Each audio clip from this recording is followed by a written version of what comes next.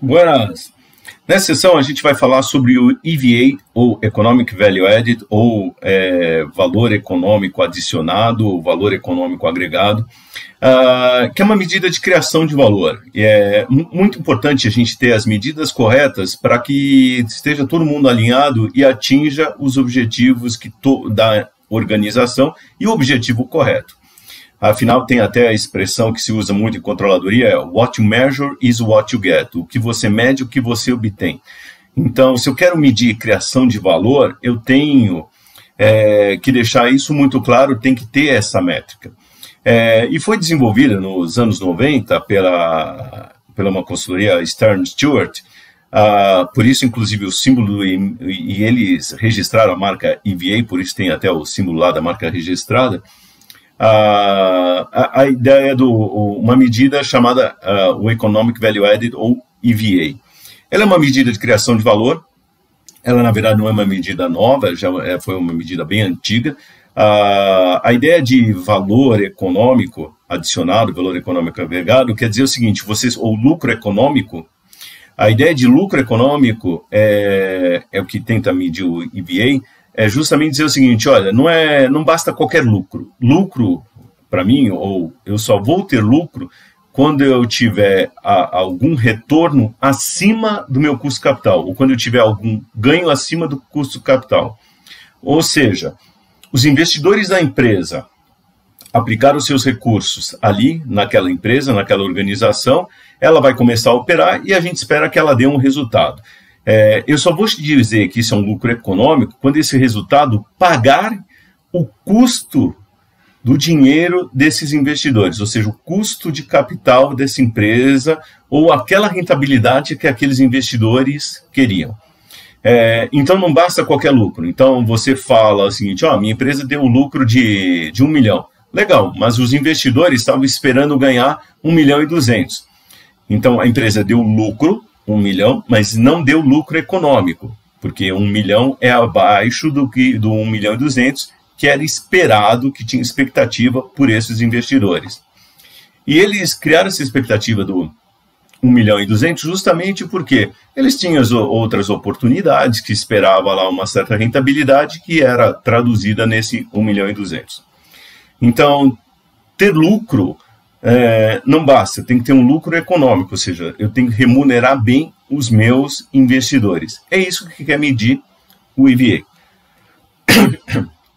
Então, vamos lá. Aqui o EVA, aqui a marquinha registrada, porque ninguém quer ter processo. Então, lembrando aqui na empresa, eu tenho desse lado os ativos ou os investimentos.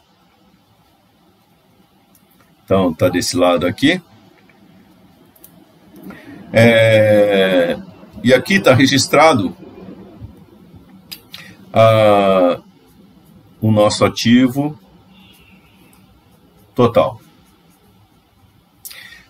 Desse outro lado, eu tenho o capital próprio, que é parte dele, a gente chama o capital investido pelos acionistas, que é o chamado patrimônio líquido.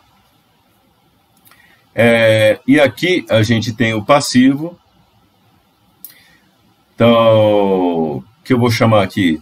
Eu vou chamar esse passivo, tem o passivo circulante, que eu vou chamar de passivo não oneroso. O que é um passivo não oneroso? É aquele que a gente não paga juros sobre ele. Então, por exemplo, tem o salário dos funcionários, eu não pago juros sobre ele, tem a conta fornecedores, ou seja, meus contas a pagar, eu só vou pagar juros se eu pagar atrasado, ou fechado aquela negociação, aquele preço ali, não vou pagar a taxa de juros sobre aquele valor que eu já paguei. Os juros podem estar embutido lá, mas eu não está chamando de juros. E aqui eu tenho o passivo oneroso, que esse sim, claramente está escrito que eu tenho que pagar juros sobre ele. Então, qual que é a ideia aqui do Economic Value Added, ou do EVA?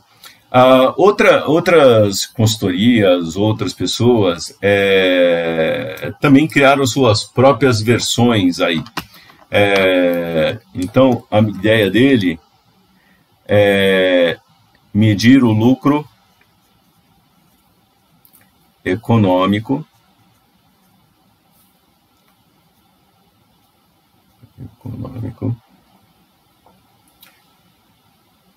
que é basicamente, vamos dizer, o lucro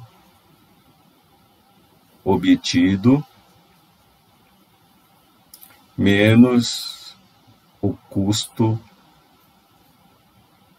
do capital, que é um valor esperado. Inclusive é o seguinte, o custo de capital ele é decidido na empresa pelos seus sócios, acionistas, cotistas. Entra nessa história, dependendo do tamanho da organização, tem o conselho de administração. Então eles definem isso daqui. Então você só tem lucro quando o que você obteve foi maior do que esse custo do capital. E o que é esse custo capital? Ele vem justamente daqui, ó. Ele vem desse lado. Por que esse daqui? Porque esse daqui eu pago os juros, eu remunero esse pessoal aqui. Tá joia? Então aqui, esse pessoal eu vou ter que pagar para eles um custo. Esse custo capital em dinheiro. E da onde vem esse dinheiro aqui para pagar o custo capital? Ele vem justamente da nossa operação. Então, eu vou operar, vamos trabalhar esses investimentos e isso ele vai gerar um lucro, que eu vou chamar aqui de lucro obtido. Obtido da onde? Das operações. Então, de pegar esses ativos, lembre-se, qual que é a ordem? Tivemos a ideia de fazer um negócio, então a gente vai buscar capital, com os credores e com os sócios, esse capital vai ser investido aqui, depois que a gente investiu, a gente vai pôr para operar, põe para trabalhar, tal, que nem doido, e gera o resultado, gera o lucro aqui. E o lucro econômico, a ideia do EVA é justamente, eu só vou gerar resultado, só tenho lucro, ou lucro econômico, quando o lucro obtido for maior que o lucro maior que o custo de capital, porque aí fica positivo esse lado. Então, como que a gente operacionaliza aqui a medida do EVA? Ele funciona da seguinte maneira. Quando esse EVA ele é dado, vou colocar aqui, ele, na verdade, tem um monte de detalhes, quando você vê a metodologia, tira certa conta contável, insere outra conta, tal, assim por diante. Ele pega aqui o lucro operacional,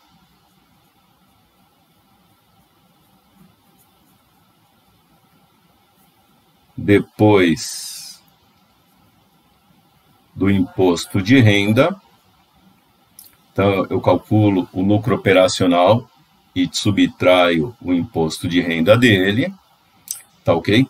Isso daqui a gente pode até escrever da seguinte maneira, como earnings before interest and taxes, menos os taxes, tá ok? Falando em inglês aqui, é o lucro operacional depois do imposto,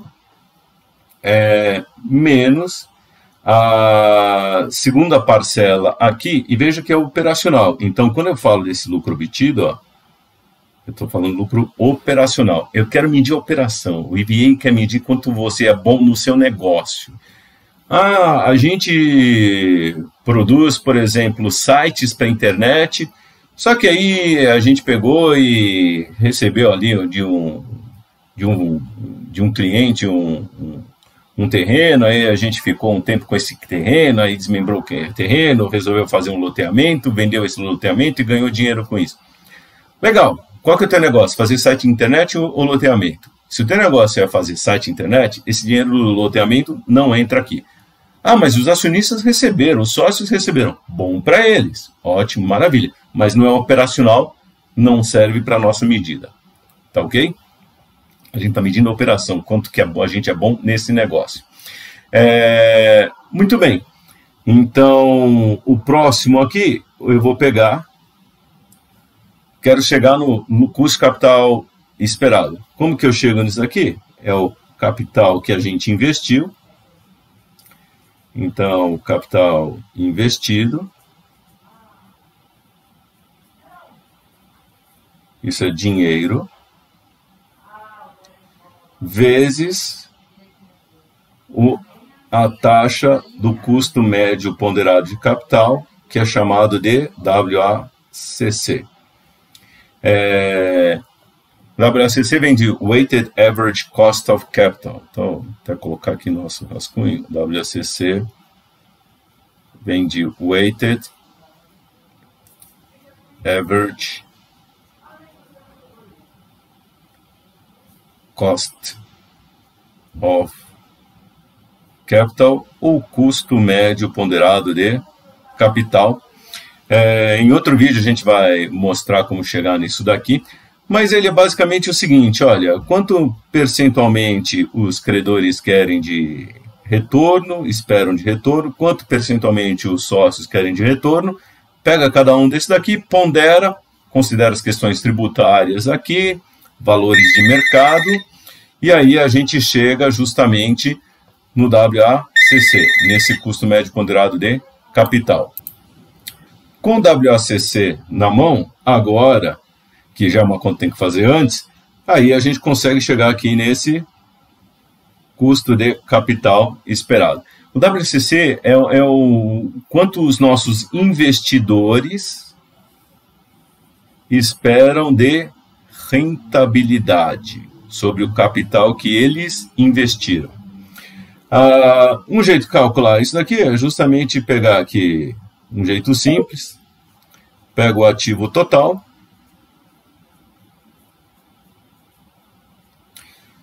desse ativo total a gente subtrai o passivo não oneroso.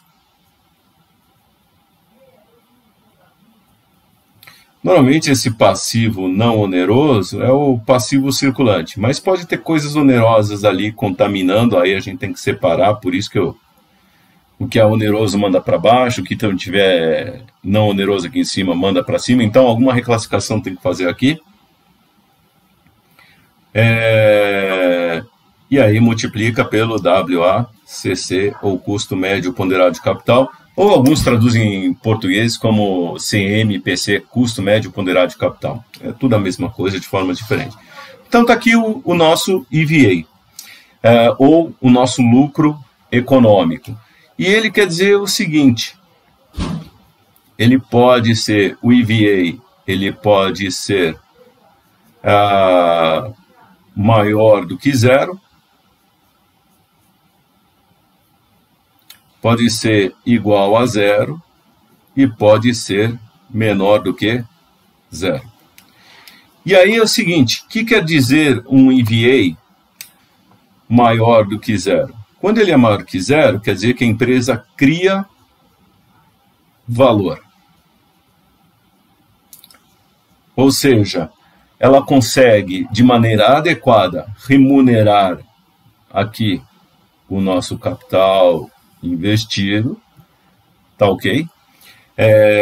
Capital investido, que é esse daqui, ó. Então,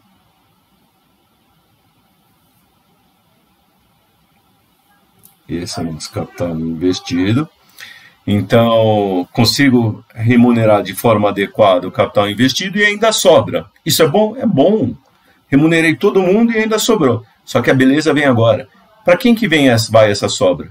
Para os sócios. E aí os sócios, os acionistas e tal, podem decidir o que fazer com esse dinheiro. Eles podem embolsar tudo isso aí, eles podem dividir com os funcionários da empresa, com os colaboradores, ele pode fazer obras para a sociedade, aí ele define o que ele vai fazer. Quando o EVA é igual a zero, aí a gente diz que a empresa mantém seu valor, e quando o EVA é menor que zero, a empresa destrói valor.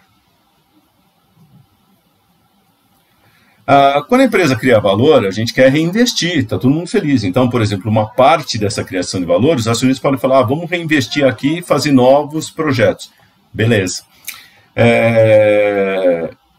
Então, eles vão estar felizes.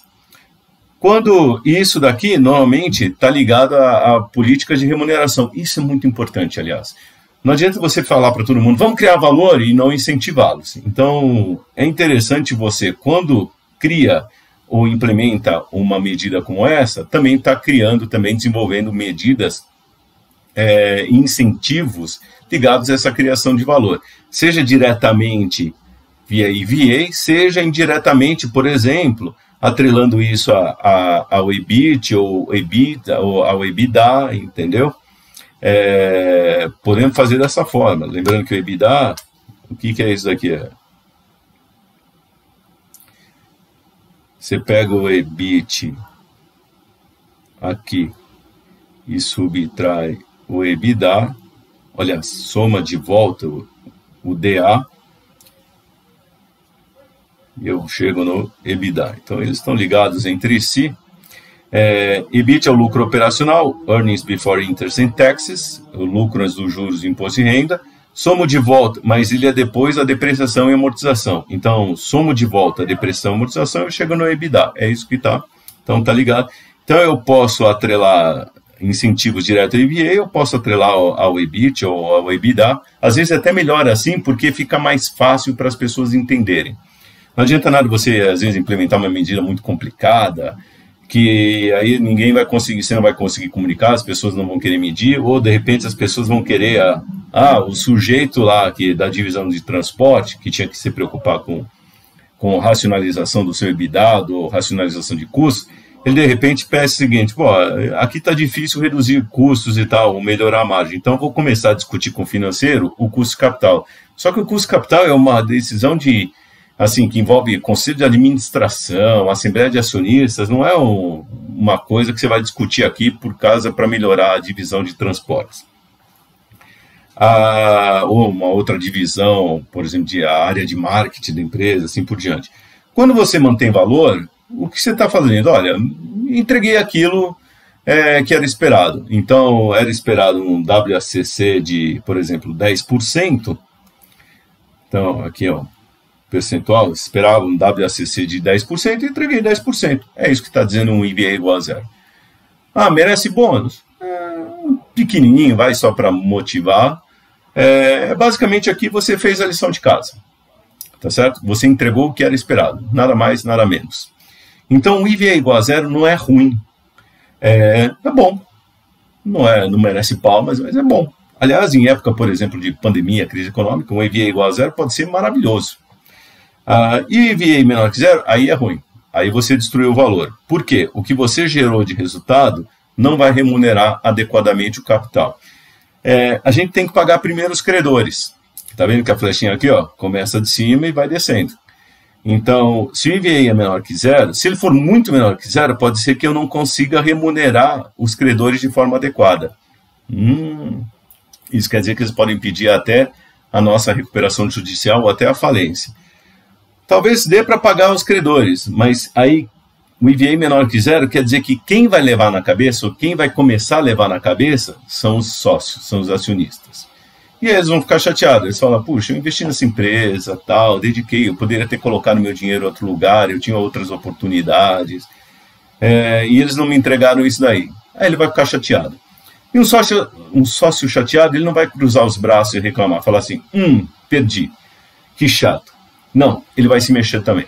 Então, ele vai fazer, talvez, alguma reestruturação da empresa, mandar fechar uma divisão, ou diminuir os investimentos, ou vai se desfazer daquelas ações, alguma coisa, ou ele pode vender todo o negócio, ou toda a sua participação. Então, o EVA menor que zero, e normalmente pode vir até com situação que é assim, demissões ou reestruturação de áreas, esquece promoções durante o tempo. Isso é um mau sinal. Tá ok? Muito bom. A gente, só para comentar uma coisa, também isso a gente discute em outro vídeo, eu posso escrever o EVA da seguinte forma, ou melhor, eu posso escrever o valor da empresa da seguinte maneira, para a gente entender também o papel do EVA aqui. O papel da empresa hoje é o capital investido, que está lá na contabilidade. Então, o que eu tenho lá de capital investido hoje, mais o valor presente. Então, eu pego os EVAs, projeto os EVAs, colocar a marca registrada, futuros, ou seja, esperados. Então eu projeto lá os EVAs, faço essa conta, projeto balanço, assim por diante e tal. E aí é o seguinte, vou colocar a marquinha registrada. Muito bom. Em valuation, a gente também consegue avaliar uma empresa usando o EVA. Como que eu faço isso? Pego o capital investido hoje, beleza, e aí eu projeto os EVAs futuros. O que quer dizer projetar os EVAs futuros? Eu pego o projeto o lucro operacional da empresa depois do imposto de renda para o futuro, no futuro, o capital investido no futuro, o custo capital no futuro, e vou calculando o EVA de cada período. Peguei e projetei um monte lá dos EVAs futuros, trago a valor presente. Normalmente eu vou trazer a valor presente usando o WACC, nosso custo médio ponderado de capital. Essa nossa taxa aqui, ó, uma taxa de retorno esperado. Então, projetei lá para os vários anos lucro operacional, capital investido, projetei os EVAs de cada período, trago todos eles a valor presente e somo com o capital investido. Isso vai dar o valor da empresa hoje. Tá ok? Então, o EVA a gente pode usar também, além de uma medida pontual, então posso calcular o EVA de uma divisão da empresa como todo, o EVA do semestre, do ano, e aí atrelar com as metas e tal, bônus e assim por diante, mas eu posso também para fazer o valuation. Esse valor presente dos EVAs é como se fosse o nosso valor presente líquido, é a mesma ideia, eles estão ligados entre si também. E, aliás, a gente vê até o seguinte, olha que interessante, quando o EVA é igual a zero, vamos imaginar assim que o valor presente dos EVAs futuros fosse igual a zero. O que essa fórmula quer dizer para a gente? Que o valor da empresa hoje é igual ao capital investido, ou seu valor contábil aqui. Então, muitas empresas, às vezes, ficam incomodadas, falam o seguinte, puxa, o meu preço da ação está igual ao valor contábil. Isso é uma coisa ruim. Não. Isso só quer dizer o seguinte, que para o mercado você vai entregar como retorno exatamente o custo de capital, nada mais, nada menos. Talvez a sua vantagem competitiva tenha ido embora. Tá ok? Então você não é uma empresa ruim, mas você não vai assim entregar mais do que já era o esperado. Tá ok? Por isso o valor da empresa vai ser igual ao capital investido. Só quer dizer que o valor presente dos seus EVAs futuros é zero. Então, vou entregar somente o WACC, que não é mau sinal e tal. Porém, se o valor da empresa for menor que o capital investido, quer dizer que você vai estar destruindo o valor no futuro. E isso sim é mau sinal. E se o seu valor da empresa é maior que o capital investido, quer dizer que você está criando, aí você está criando valor no futuro. Então, você tem esse valor presente. Tá ok? Por isso que EVA, essa ideia é bastante usada. Existem outras metodologias, então tem algumas consultorias que chamam isso realmente de Economic Profit, algumas chamam de Cash Value Added, são as suas variantes. Então, assim, a metodologia do EVA, da Standard & Poor's, tem suas vantagens, suas desvantagens, suas críticas, suas sugestões, e as outras, os concorrentes, por isso concorrente é bom, pegaram isso daí e começaram a desenvolver suas próprias versões, melhorando, piorando cada área, cada medida, mas a essência é a mesma, seja qual for a medida usando, a essência é a mesma, que é, na verdade, a ideia do lucro econômico, que essa é muito importante para a gente ter, tá ok? Que é uma ideia que veio lá atrás do Marshall, tá joia? Muito bom.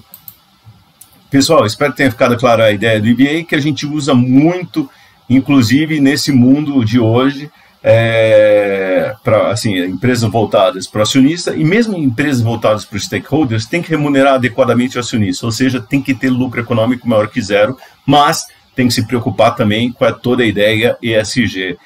Não basta o E do econômico, que é o lucro econômico, então tem que ter lucro econômico, também tem que se preocupar com o social, e com o social, o ambiental, a governança. Isso tudo tem que estar sendo considerado quando a gente fala de sustentabilidade. Tá bom? Até mais!